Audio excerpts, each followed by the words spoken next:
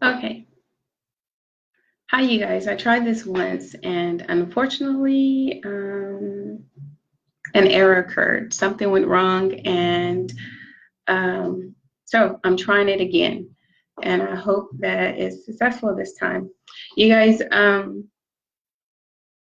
first off, I want to just share with you a little bit about, well, let me just move forward. I have a kiddo in the house, and an amazing kiddo, an overachiever, someone with great personality, lots of energy, very positive. Um, Teachers love her in school. Lots of associates or friends at school. However, my kiddo is a preteen. And they're picking up some things, some personalities or little ways in school. And it's not, they're not big, but I'm one of those people where if I start to see you stray from being the child that I raised you to be, then yes, I want to, I want to nip it in the bud. I want it to stop. Because I know if you don't and you kind of, be very passive about it, then it could only get worse. And so in that case, I try and stop those situations from growing into bigger situations, because I know that once, my kiddo gets older, 16, 17 years old, those things that I'm recognizing very early on is going to truly be, unacceptable. And so I'd rather nip it in the bud early on versus waiting until they get, the same height as me and they're looking me in my face and they have practiced this inappropriate behavior or this wrong behavior, from 12 to, 16, and they've gotten, good at it. They perfected this, inappropriate behavior. So instead of allowing that time to, to allow them to grow in that negative behavior, I would actually, take the time out and nip it in the bud early on. So, needless to say, seeing this, seeing a couple of new personalities around my house, and I'm realizing that no, that's not okay, and I find myself constantly repeating things, saying it over and over, no, you cannot do that, you can't say this, that type of stuff, and which is fine, and I even share with my kiddo, it's okay that I have to repeat myself, because even in the Bible, and I did put up what Bible verses I'm going to speak from or mention during this talk. But I mentioned to my kiddo that that it's okay for me to have to repeat things a couple of times or so, because in the Bible, things are repeated. Jesus repeated himself over and over and over. There were times when the Lord repeated itself over and over and over. And it was because, I personally feel like because there's hard-headed people that, he realized that wasn't going to get it the first time, wasn't going to get it the second time. So not only did he repeat himself, he said it different ways. And so when it comes to me having to repeat myself with my children, I also take in consideration that, the Lord had to do the same thing with us. And so I'm very patient in that, in that sense. However, when I realized that I repeated myself and I've corrected or made the attempt to correct the same behavior, which is where I am now in our relationship, then I realized that something different has to take place. And so for me, that something different was my kiddo and I are on a 5-day prayer, where at 7:30 we have prayer together. But right before our prayer, we have some type of study moment. And so the first night of our study moment, tonight is the third night, the first night of our study moment, and it does include the Bible, but the first night of our study moment, I could not, for the life of me, find any good sermons in regards to children obey your parents. And so I actually have a little project for preachers that I'm going to actually do a video on.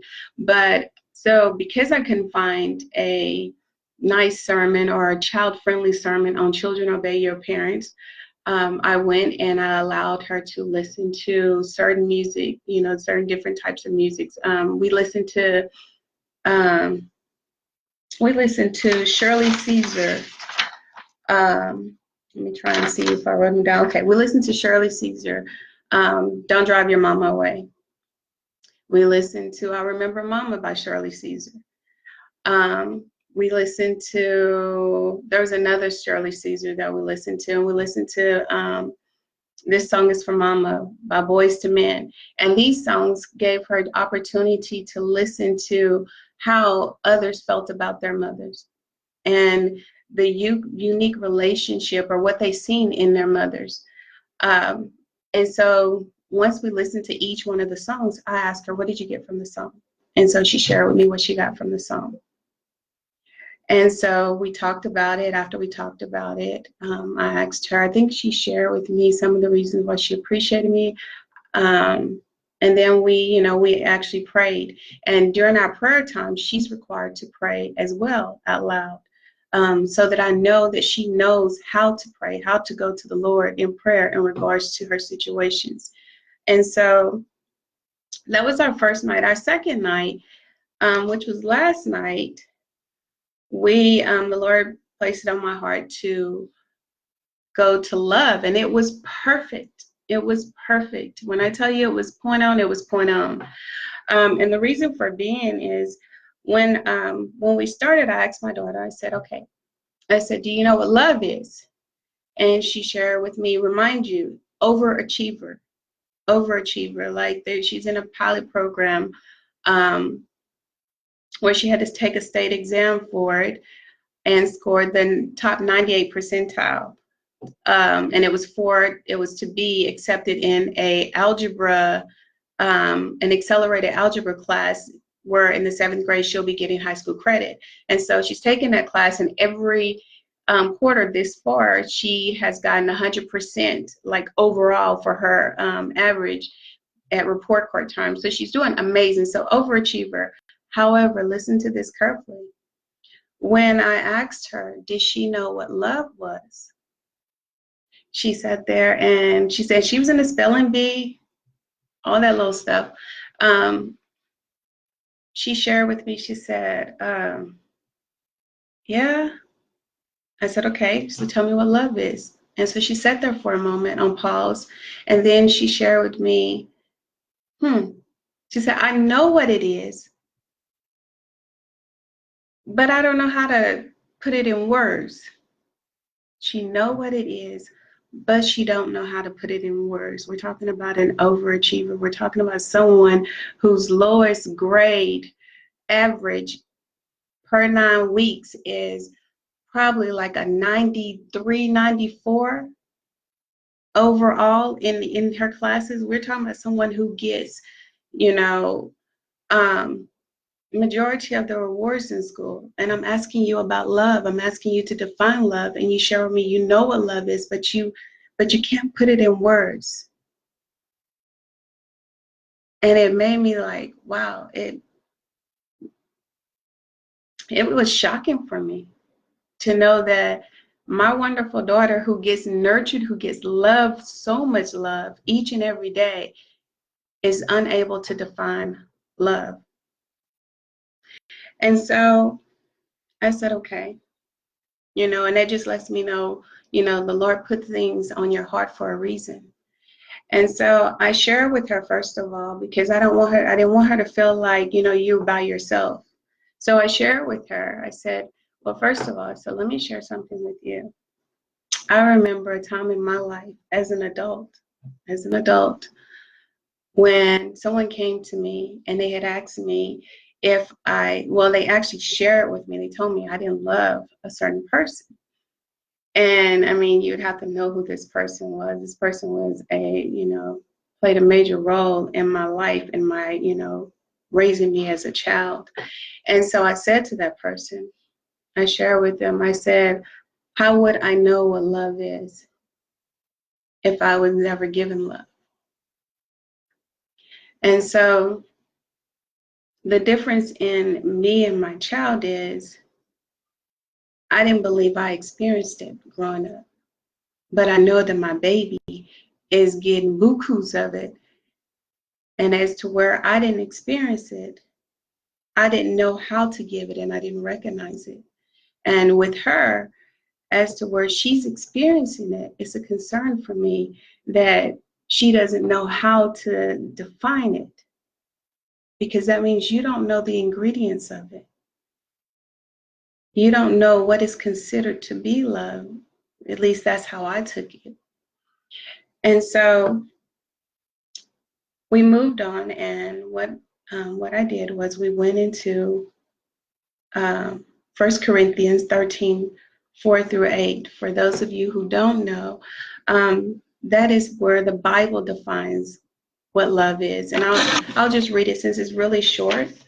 But it's where the Bible defines love. And it says, love is patient, love is kind, it does not envy, it does not boast, it is not proud, it is not rude, it is not self-seeking, it is not easily angered, it keeps no records of wrongs. Love does not delight in evil, but rejoices with the truth. It always protects, always trusts, always hopes, always perseveres. Love never fails. And so I had her to read that. And then we moved down to the 13 in Corinthians 13 and 13, where it says, and now these three remain, faith, hope, and love. But the greatest of these is love. And I had her to read that part because I'm always talking about faith. Hebrews 11 and 1. Faith is the substance of things hoped for and the evidence of things are. You have to have your dreams. You have to believe.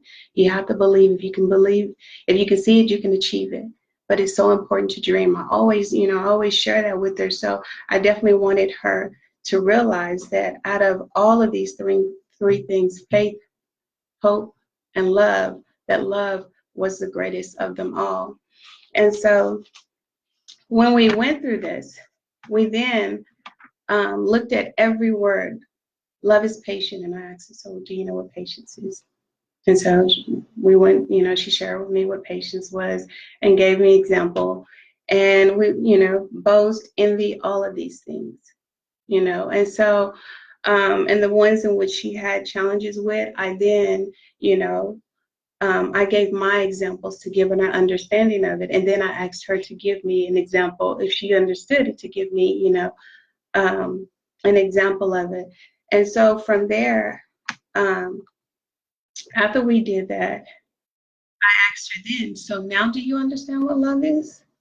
And so she shared with me that she had an idea of what love was, that she could describe it now, and I shared with her, I said, that is so important. Because when people are, when you want to know if somebody is befriending you for the right reasons, you can go and do it. You can go and do a check, are they patient with me? Especially if they're saying that they care so much about you and, that they love you. Are they patient with you? Are they kind with you? Do they envy you in any part of your life? They can be, they can love everything about you, and people do. People can love everything about you, but then there's something that they may envy you. Love is not envy. What God has for you is for you. What God has for the next person is for the next person. And there's a reason for it. We may not know the reason, we may not understand the reason, but there's a reason for it. But it's not for us to be jealous or, envy of that. It is for them. God blessed them and equipped them for their situations and their journeys in life, just like He blessed us and equipped us for our situations and our journeys in life. And so some of the things that they have, you may not need. Some of the things that I have, you may not need. Some of the things that other people have, I may not need. And I may not even want to have their journeys because you don't know what they have been through. I don't know what they have been through. So I may not want their journey. My journey may be tough enough. So envy is not one that you should have on your list when it comes to others. But needless to say, I share with her that, you know, she can always go through each one of these. Easily angered. If you're dealing with somebody that you can say one thing to them, honey, can you do this? Or, friend, can you do that? And they get angry. Why you got to ask me to do it? Wonderful. That's not love. That's not love. Love is not easily angered.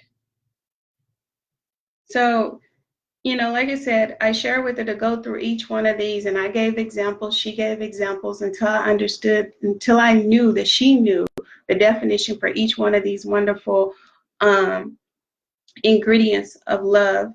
And I knew that she knew each one of these ingredients of love. And you probably ask, well, why is that important? Well, why is it important? It's important because here it is. I'm trying to correct a child in my home, and I'm constantly sharing with them about, respect and obedience. And if you don't know that through your disrespect and through your disobedience, that you're not demonstrating love because you don't even understand what love is, then that's the root of your problem. That's the root of your challenge. And you got to get that right first. You have to nip that in the bud first. And so after we went through that, we then moved into the greatest commandments. We went over to Mark 12:28 through 34. And with Mark 12:28 through 34, it then, that's, me sharing with her that in the Bible, once you have an understanding of what love is, this is your commandment from the Lord. He says, love, to love the Lord, your God, with all your heart and with all your soul and with all your mind and with all your strength. And then he said to love your neighbor. That means that each one of these wonderful things, be patient with your neighbor. Be kind to your neighbor. Do not envy your neighbor. Each one of these things. That means, and I share with you, that means anyone on the outside of you. Doesn't matter if, it's little boo-boo. It doesn't matter if it's little Kim. It doesn't matter if it's, Pastor Joe, whoever, the teachers. Doesn't matter if it's a stranger. Those are your neighbors. Those are the people you're supposed to be patient with. You're supposed to be kind with. That you're not supposed to envy. You're not supposed to be boastful. You're not supposed to, be self-seeking. You're not supposed to be easily angered. And this is a problem. This is a challenge, not a problem, a challenge for us. And the reason I say not a problem, because problems linger. They linger, and it just seems like we cannot get rid of them. But challenges are made to overcome. People love challenges. Give me a challenge. Oh, I love a challenge. Very competitive. And most people are. They're very competitive. So that's the reason I say it's a challenge. But I shared with her, so your friends at school, you're supposed to be kind to. It always protect. It always trust. Always hopes. Always persevere. Now, when we got to always persevere, she was like, what does that mean? And I share with her that, it doesn't necessarily mean that whatever you're going through, whatever storm you're going through, whatever trials and tribulations you're going through, that you're going to come out the way you want to come out or way you expect to come out. But with love, just know you're going to come out. And so that was the way I was able to explain that to her. And if you have, a better way of explaining that, please come in. And then that way I will definitely go and share that with her. But after we left, the greatest commandments, and we touched on those, we then, let me see, I had something written here. I'm just going to read it. I put on here, these are the commandments we are instructed to follow daily, but how can you truly follow instructions when you don't understand the core spirit of the request that is being expected of you? Meaning, how can you truly, follow these commandments about loving your Lord, your God, and loving your neighbors if you don't know what love is yourself? And so it then goes into, can you imagine someone asking you to bake a cake and you not have and you have no idea what the required ingredients are? And then I put a mess. And so I then go into a mess that others will only look at and will think you are joking or crazy when you ask them to taste it. And this is how God's children are treating each other, because we do not resemble love. We do not look as though we have all the ingredients of love. Some of us are such a mess, we wouldn't recognize love if we were blessed enough to be honored with His presence, because we are such a mess. We don't even know love for ourselves. How can you give what you don't possess? And then I go on to say, you cannot fight a supernatural battle, be in the middle of a spiritual warfare without love and expect to win.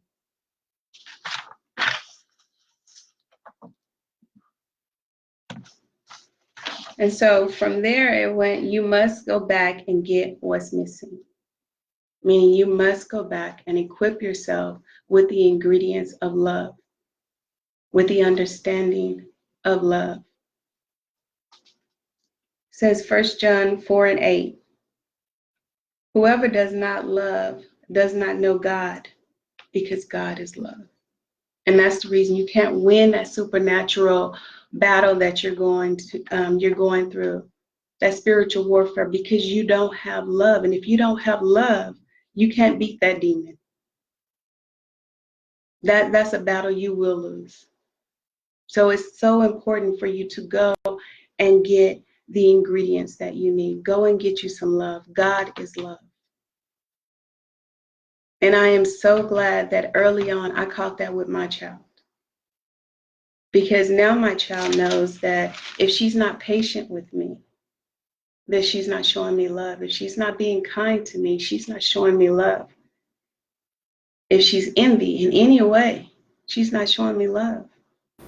And this is the epitome of what we need. We're missing love in our world today. Notice I didn't say in our homes. Notice I didn't say in our city, in our state, in our world. We are missing it. Our world is in so much trouble because of the lack of love. And to know that here it is, a God-fearing woman raising a beautiful child that is doing outstanding in school, that I was going to send her on her merry way in life, not knowing that she did not understand the epitome of love.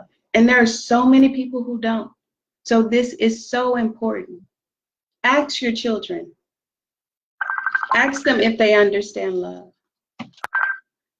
Ask them if they're able to define love. What is an example of love? And you don't, and you want to make sure that they're not just going through the motions, because that's what I realized with my baby when she shared that she could not define it, that you're going through the motions. Almost copycat, monkey see, monkey do, from the time of birth. I hug you, you hug me, that means I love you. It's more than that. It's more than that. I'll sit next to you, you sit next to me, that means I love you. It's more than that. And we need to teach our children that it's more than that. And we as husband and wives, if we are not aware of it, then we need to go and study it too, because we need to know that it's more than that, because that's the reason so many couples are still thinking that it's okay to break up and make up, like they were in junior high or elementary. Oh, I don't like you no more. No, that's not love. So we have to, and we have to go back and get our main ingredient. We need it. We need to be equipped with it in order to win the war that we're in order to win this battle that we're in our lives, in our personal lives, in our jobs, anywhere. It is so important. So I just wanted to come on and share with you guys a little bit about what I experienced as far as my daughter and I, and give you guys an idea of what we did to help our situation or our challenge. And just to let you know, totally loves it. I mean, I'm not gonna say she totally loves it. She's totally participating openly with no, I mean, it's not, oh my gosh, we gotta go do this. I don't know if it's just the time with me, and I can spend time with her all day, but totally participating. And she's totally, I mean, her prayers, are getting stronger, or they actually were good from day one, because we pray all the time. But just to hear her maneuver from our general prayers to prayers that fit our situation, where I'm hearing her say, Lord, I pray that my mom and I relationship gets stronger, and that, yeah, where she's praying for the kinks in our relationship. It lets me know, listening to her prayers, that she knows how to communicate her desires to the Lord, and that she knows how to um, use the vocabulary to define her situation, and where she's not on a pre-scripted prayer. Because some pre-scripted prayers don't necessarily address your situation. And so you have to be able to use your vocabulary and define your situation. And you don't have to have no fancy vocabulary, because the Lord understands your baby language. So you just go to Him however is comfortable for you, and share with Him whatever's on your heart. But if you're raising children, I challenge you to go and ask those babies if they know what love is, and have them to break it down to you, where you are sure that they're not going to be the next child out there in the streets in a broken relationship because they don't know what they're looking for in love. Sex is not love. Hugs and kisses and smooches is not love. Cupcaking is not love. And we have to know the difference. I love you guys. Be blessed. Stay prayed up.